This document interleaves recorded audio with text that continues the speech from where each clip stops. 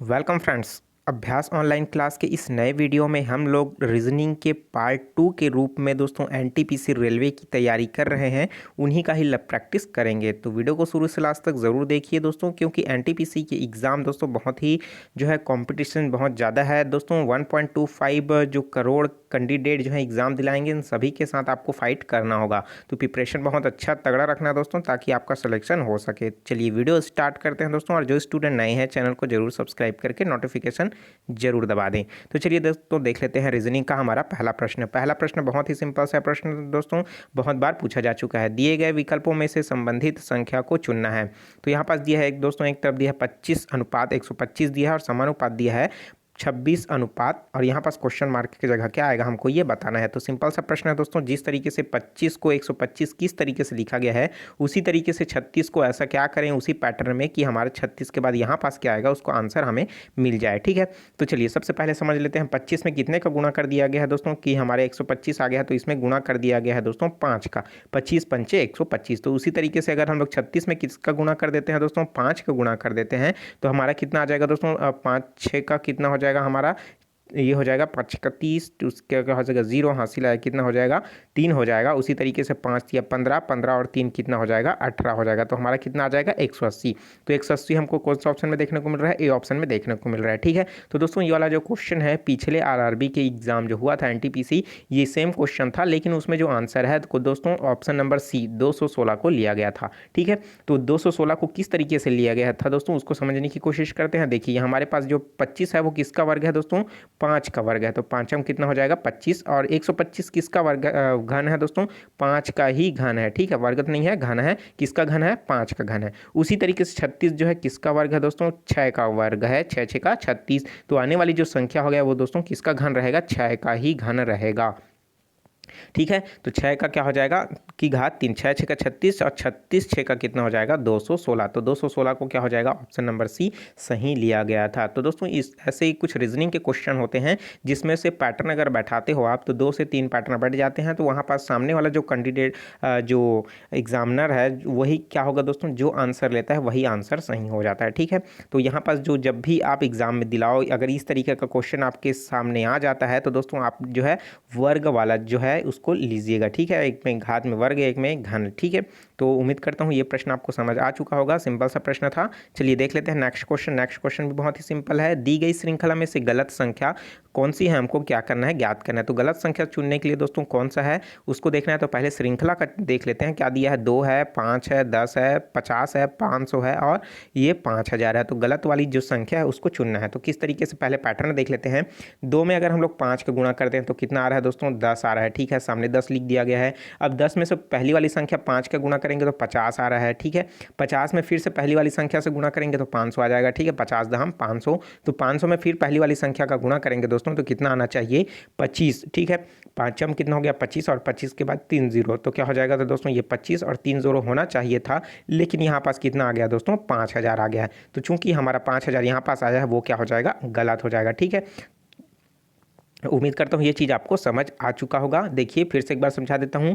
2 है और 5 है, इन दोनों को गुणा किए तो कितना आया, 10 आया। अब 10 में फिर से पहली वाली संख्या को गुणा किए तो क्या हो जाएगा, 10 पंचे हो गया 50 आ गया। अब इसी 50 में पहली वाली संख्या से गुणा किए तो कितना हो जाएगा, 50 दहम आपका 500। अब 500 में फिर पहली वाली संख्या से गुणा करेंगे दोस्तों, कितना आना चाहिए, 25,000 आना चाहिए था, लेकिन आया कितना है, 5000। तो हमारा क्या हो जाएगा, गलत जो है ये 5000 हो गया। ऑप्शन नंबर सी में देखने को मिल रहा है 5000, तो हमारा ऑप्शन नंबर सी क्या हो जाएगा, सही हो जाएगा। ठीक है, तो उम्मीद करता हूँ इस तरीके का सरल प्रश्न भी पूछा जाता है और जटिल से जटिल प्रश्न भी पूछा जाता है। पैटर्न को समझने की जो है दोस्तों उस पर ही डिपेंड करता है कि आप उस क्वेश्चन को कितने टाइम में सॉल्व करते हो। तो जितना से ज़्यादा प्रैक्टिस करोगे उतना ही ज़्यादा जो है दोस्तों आपके लिए बहुत ही फायदेमंद रहेगा। ठीक है, चलिए अगला प्रश्न देख लेते हैं। सिंपल सा ये भी प्रश्न है, थोड़ा सा दिमाग लगाने की कोशिश कीजिए। दिया हुआ है, यदि 2 × 8 × 1 = 81, ठीक है, उसी तरीके से 3 × 2 × 1 = 27, तो 4 × 1 × 4 = क्वेश्चन मार्क। इस क्वेश्चन मार्क की जगह क्या आएगा उसको पैटर्न को आपको समझना है। तो ऊपर में 2 × 8 × 1 = 81 किस तरीके से लिखा गया है, उसी तरीके से 3 × 2 × 1 = 27 किस तरीके से लिखा गया है,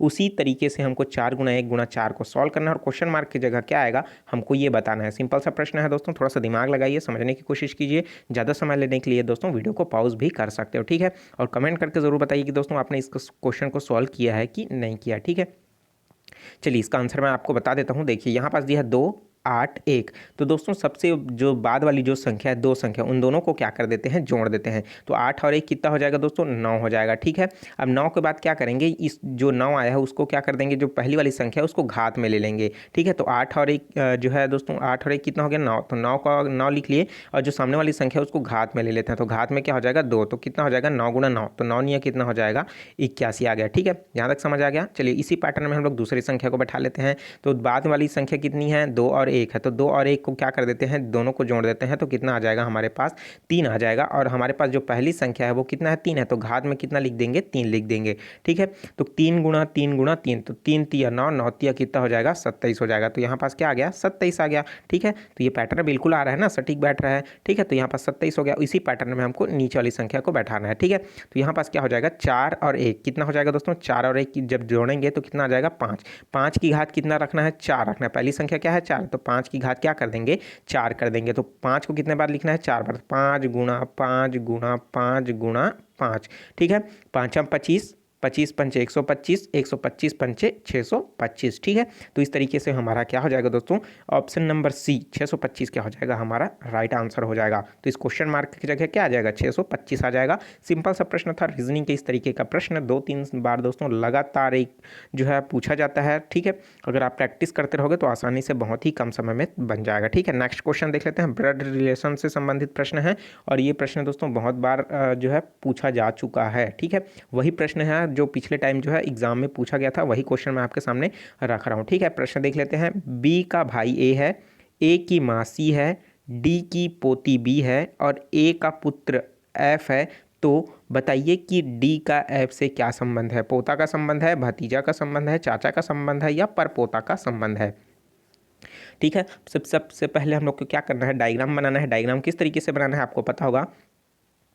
जो समकक्ष होते हैं दोस्तों उसको इक्वल में लेते हैं और जो पुरुष वर्ग होते हैं उनको प्लस से दर्शाते हैं और जो महिला वर्ग हैं उनको माइनस से दर्शाते हैं। ठीक है, अगर उनसे छोटा है तो नीचे दर्शाएंगे, उनसे बड़ा है तो क्या करेंगे, ऊपर दर्शाएंगे। ठीक है, चलिए इसी के आधार पर पैटर्न को आगे बढ़ाते हैं। तो देखिए बी का भाई ए है। ठीक है, तो बी का भाई क्या कर देते हैं, ए बना लेते हैं। तो यहाँ पास क्या हो जाएगा, ए है और ये क्या हो जाएगा, ए जो है किसका तो भाई है, बी का भाई है। ठीक है, तो यहाँ पास क्या बना लेते हैं, बी, ये क्या है, भाई है। ठीक है, तो आगे देख लेते हैं। ए की माँ सी है, तो ए है दोस्तों, ए की माँ क्या हो जाएगा, ये सी हो गया। ठीक है, तो सी क्या है,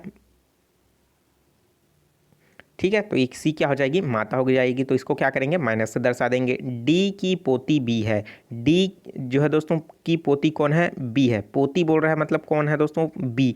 बी कौन है, हो जाएगी माइनस हो जाएगी। माइनस मतलब पोती बोल रही है मतलब क्या हो जाएगा, लड़की। मतलब इनके ऊपर जो है कोई जो है क्या हो जाएगा, उनके पिताजी होंगे और पिताजी के ऊपर क्या हो जाएगा, डी हो जाएगा।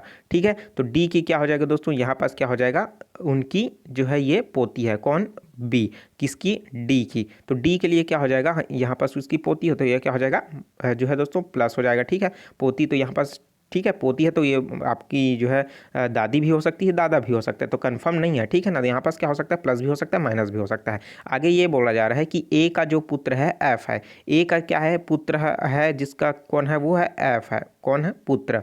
तो यहाँ पास क्या हो जाएगा, ये भी प्लस में हो जाएगा क्योंकि ए का पुत्र कौन है, एफ है। तो हमको आगे क्या बताना है दोस्तों, यहाँ पास दिया है एफ का डी से क्या संबंध है। क्वेश्चन यहाँ पास दिखा दे रहा है एफ का डी से क्या संबंध है। तो यहाँ पास हमारे पास एफ है और यहाँ पास क्या है, ऊपर में डी है। तो इन दोनों का, इनके जो है डी जो है एफ को क्या बोलेगा। ठीक है, यहाँ पास क्या हो जाएगा, क्या संबंध है हमको ये बताना है। तो देखिए सबसे पहले तो दोस्तों यहाँ पास क्या हो जाएगा, ये ए क्या है, उसकी पुत्र है, मतलब यहाँ पास प्लस है, मतलब क्या हो जाएगा, ये इनके पिता है। ठीक है, उसी की तरह से ये देखो इन दोनों का क्या है, ये भाई है, कौन, ये बहन है। ठीक है, तो इन दोनों के बीच भाई बहन का संबंध है। इसके ऊपर क्या है दोस्तों, एक और है, इनके जो पिता हैं। ठीक है, उनके पिता हैं और ये सी क्या है, उनकी माता है। तो ये क्या है, एक पूरा दंपत्ति हो गया ना, यहाँ पास माता और पिता। इनके ऊपर क्या है, ये उनके दादा हो सकता है या दादी हो सकता है, डी जो है। ठीक है, तो ये क्या हो जाएगा, इनका पोता पोती कौन हुआ, बी और ए हुआ। ठीक है, अब इनका दोस्तों उनके जो पुत्र हैं, डी का पुत्र जो है और उनकी जो बहू है, ठीक है, सी। ठीक है, तो यहाँ पास क्या हो जाएगा, इनका पोता हुआ ना ये एफ। तो और डी के लिए क्या हो जाएगा, ये ऑलरेडी डी का पोता कौन है, बी और ए है। तो एफ तो उनका पुत्र है ना, तो क्या हो जाएगा, ये पर पोता हो जाएगा, कौन, एफ। तो हमारा क्या हो जाएगा परपोता, तो कौन सा ऑप्शन में देखने को मिल रहा है, डी ऑप्शन में देखने को मिल रहा है। तो डी ऑप्शन क्या हो जाएगा, सही हो जाएगा। दोस्तों डायग्राम अच्छे से बनाओगे, सही बनाओगे, क्लियर बनाओगे तो रिलेशनशिप जो है जो दिखाई देगा ब्लड संबंध वाला तो आसानी से सही सही आएगा। ठीक है, तो उम्मीद करता हूँ इस तरीके का प्रश्न जो दोस्तों जब भी पूछा जाएगा आसानी से आप जरूर बना पाओगे। ठीक है, तो वीडियो कैसा लगा दोस्तों कमेंट करके जरूर बताइए, और जो चीज़ समझ नहीं आए उसको भी जरूर पूछिए। जो स्टूडेंट नए हैं चैनल को जरूर सब्सक्राइब करके नोटिफिकेशन बेल को भी जरूर ऑन कर लें। और दोस्तों जीके से संबंधित पीडीएफ प्राप्त करने के लिए www.abhyasgk.com पर जो है आप आसानी से पीडीएफ आसानी से डाउनलोड कर पाओगे। ठीक है, मिलते हैं दोस्तों नए वीडियो में नए जानकारी के साथ। तो मुझे दीजिए इजाजत, take care, all the best, जय हिंद।